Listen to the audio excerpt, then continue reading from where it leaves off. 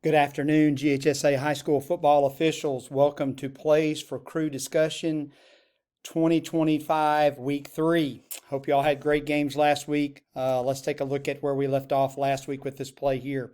As you recall, we have a snap here in a wing T formation. The quarterback is going to fake to the fumble. He's going to go around the end. He's going to pitch the ball or pass the ball to the wingback who misses it, and we have it go out of bounds. All right, so hopefully you talked about this. Let's take a look at what the rule says here. All right, so Article 1 of Rule 7.5 talks about what it is for a legal pass. Article 2 talks about an illegal pass is a foul. Illegal forward passes include, and we're looking at B, a pass beyond the neutral zone. So in this play, we have an illegal forward pass. The line of scrimmage, again, was the 47-yard line. So the quarterback is going around. He pitches the ball at approximately the 40-yard line, and the ball goes out of bounds. So correctly officiated, this should have been blown for an incomplete pass with a foul on the play, a flag being thrown at the spot where he threw the pass, which is at the 40. It was 2nd and 11 on this play. The penalty options, the penalty enforcement would have been from the 40-yard line, a 5-yard penalty, and which includes a loss of down.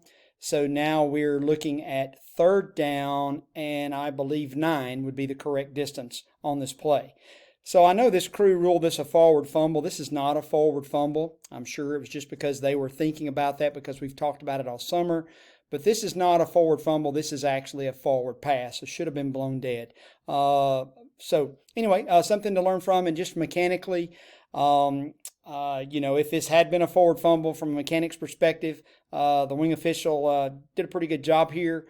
Would have liked to seen him kill the clock a little quicker rather than throwing his beanbag, having that thing ready to go. All right, let's take a look at the other play, one of the other plays we looked at last week. All right, so as you recall, we have 12 in the formation right here, all right? And then we're going to have the 12th player begin to leave the field. We've got the coach walking down the sideline. The center has his hand on the ball, and we have a player cross the neutral zone, and then we have the coach walking all the way down the sideline, okay? All right, so let's go and let's look at the rule on this play. All right. So what we're talking about here is illegal substitution because we have 12 players on the field. And Article 2 says a player, replaced player, or substitute is required to leave the field at the side on which his team's box is located and go directly to his box. All right. In this play, that is not what happens. All right. So I'm going to be a little bit picky here. I don't know if they have, I do see the umpire giving a snapper protection signal, but I don't see either one of them really giving, they're confirming their count. I would also say that the referee is very flat here. He's in a good position. I just like to see him be at a 45-degree angle. Again, the back line is very important, but he's really closed himself off here. And also on this punt play, the line of scrimmage official that is on the home side here because he is looking at the referee's back, he would be going to the goal line when this play is snapped. I'm sure he did. We don't see it on film, but that would be the correct mechanics on this play. When that player there goes across the neutral zone, well, if we've not, obviously they didn't know. If we've caught it beforehand and we've got 12, we should have had a flag for illegal substitution. But once that player crosses the neutral zone to go to his team box, we're going to have encroachment by the offense on that play. If he turns and he goes directly to his sidelines, we're okay. But in reality, that we needed to have a foul on this play. Now, the whole idea of the coach walking all the way down there, unless he's calling a timeout, again, we're going to try to address that. We don't really want to shut this play down, but he can't be standing at the 6-yard line, and I'm not sure what the conversation was, but this takes total focus off of the official's ability to officiate this play correctly. And then the last thing that I'll just point out on this play is that whenever I think the crew does a pretty good job of boxing this play in. Obviously, I would like for the referee, I mean, he's moving, but he's running. It's coming to him. He doesn't need to get to the goal line. He just needs to stay back. We have the line of scrimmage official on this side. We have him on the goal line. The other official is on the 10. They should both be retreating to that area because we are now going to be in what we would call reverse mechanics. He does get to the goal line. I would like to see the referee be just a little bit, stay back. Don't try to run up into the play. Okay? So that was that play. And then our last play from last week was this play, the opening kickoff of the Buford-Milton game, the ESPN game that was on TV. And this is where we had a signal that was given at approximately the 20-yard line. I will say that this crew really does a good job here of communicating on the front side of this, with their counts and making sure that everybody's in the proper position. All of that looks really, really good, guys. So good job there. All the way to the back of the white line. Perfect. And then we're going to have the kick here. Okay. And hopefully you guys discuss this. It's kind of hard to see, but you do see his hand. I'm going to tie it in here a little bit. You do see his hand go up. We do have a signal. So the question is whether or not this is a valid or an invalid fair catch signal. So again, let's go to the rule and let's see what we have here. Okay. This was just in reference to what I had mentioned in the previous play. Rule 3.7, Article 6 says, for the ready for play and after the snapper has placed his hands on the ball, encroachment occurs if any player breaks the plane of the neutral zone. So that's why we would have had encroachment on that other play whenever he does cross the neutral zone. Rule 2.9 says, Article 4, an invalid fair catch signal is any signal by a receiver before the kick is caught or recovered. So in other words, an Article 3 tells us that a valid fair catch signal is the extending and lateral waving of one arm at full arm's length above the head by any R player. All right.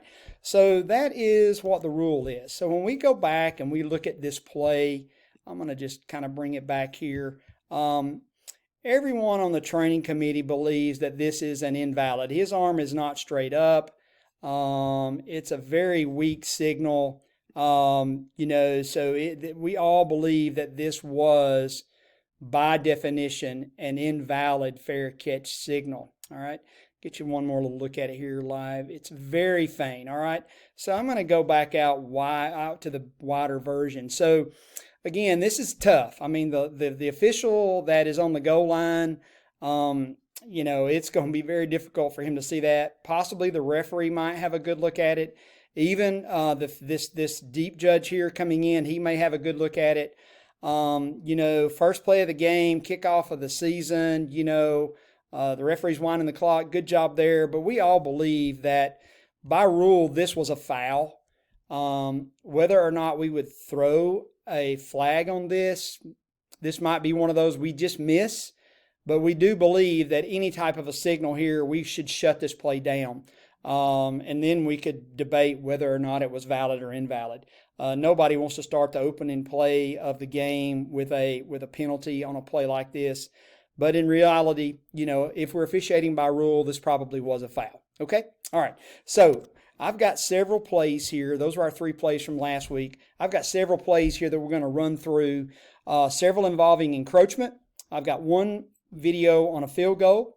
And then I've got some video on some extracurricular activity. All right. So let's take a look. This was in a preseason scrimmage. So all of these plays, I'm going to give you a couple of looks at these, and I want you to discuss these amongst your crew. The question is, false start or encroachment? False start or encroachment? All right. So that's play number 1. Okay. Play number 2. This is another situation where this play was not shut down by this crew, apparently, because we have a pass. So again, talk about this amongst your crew. I know at the very beginning of the play it's hard to see. Let's see here. So you get a pretty good look at it right there. All right. Let's take a look at another play. This is another play here involving whether it's a false start or it's encroachment.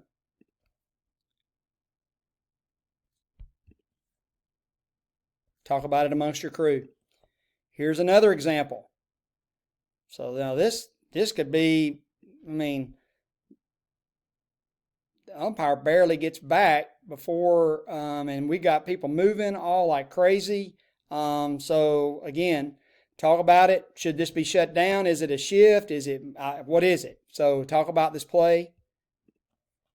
Take a look at this play here. All right, we're going to have a different look at this play from the end zone. The umpire has a flag on this play. The line of scrimmage official has a flag on this play. They get together and then they make a decision as to what they have, and they have encroachment on the defense. All right. So again, you guys talk about that. I do have, this is the end zone view of that, and I would just say to you, the reason why the umpire has a flag on this play is because look at the right guard. Look at the right guard. Now the question, obviously they deemed that the defense was in the neutral zone before that happened. So again, this is just a good play, good conversation for you guys to talk about. I love the confirmation with the officials on the counts. Very good. All right, let's take a look at this play. Now this is crazy. I mean, this is, look at this. Watch the defense and then see what happens to the offense. All right. So talk about this play amongst your crews. Who we penalizing? Here's another situation. Again, same team, might even be the same play. I can't recall. It may be the end zone view. All right, here's another with this same team. All right, this time that offensive team learned a lesson. They realized that all this moving and they didn't move. All right, so and then all right, so those are those encroachment plays. Here's a play where we're going to have a field goal. All right, it's fourth down. And we're going to have a field goal. I will say that the referee is in very good position here. I love his position. So just watch. The ball is going to be tipped. And then a member of the kicking team is going to catch it. And he is going to run it into, or he's going to get tackled at or near the line to gain. So I'm going to pause it right here. I'm going to zoom in just a little bit so you get a little better look at this play. And let's see what you have.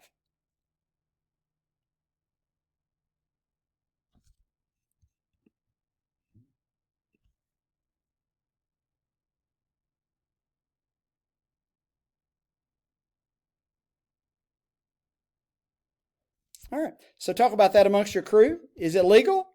Is it okay? Talk about it. All right. What I want you to notice on this play is I want you to watch the action around the middle of the field here. All right. See what's going on back here. All right. I don't know when exactly this was in the game, but the referee was obviously addressing this player. Just watch. Again, we have this activity going on here in the middle of the field. We have that, and then we have these two dudes right here. They're just going at it. So I believe that was number 10. All right. So same game. Again, watch what happens down here around the punt. All right, right at or near the end of the play. Now we got number 28 driving somebody down to the ground, standing over him, looking at him. Nobody is officiating that. All right, one more quick look at that. Same team, same game.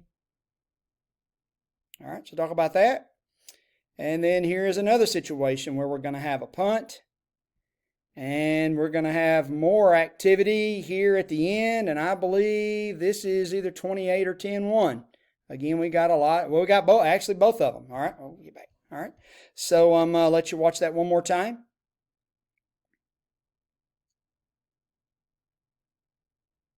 Okay. And then the next play. This is probably the worst of the four plays. Just watch around the 40-yard line, I believe. No, this is the next to the last play. And again, we have 28 taking this kid to the ground, or I believe it was 28. Okay. Watch that one more time.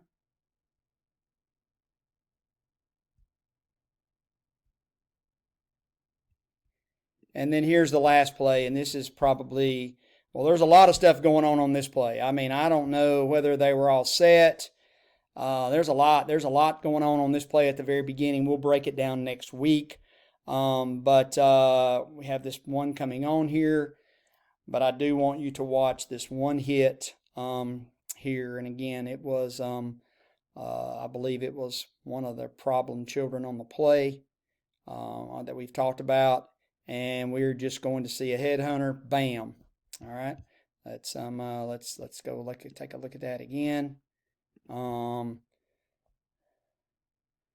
think I did see a flag come in on this play.